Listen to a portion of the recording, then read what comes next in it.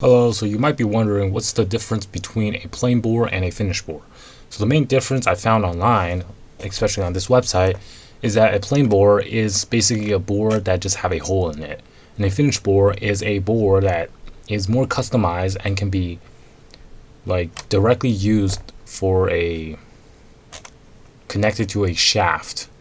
And the purpose for a plain bore is basically that you can modify it to become a finished bore more easily. So if you have a custom shaft that regular finished boards don't really account for, then you can use a plain bore to manufacture and modify it to make it into a finished bore.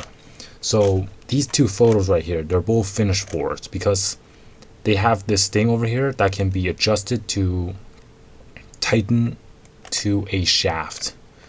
This one as well, with a not a finished bore. I mean, what a plain bore looks like is, if we search plain bore, go to images, we can see a plain bore is something like this. Just has one hole.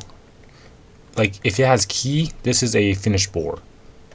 This is finished bore. If it just has a hole, a plain hole, something like that, then it's a plain bore. So that's the difference, at least what I found on this website.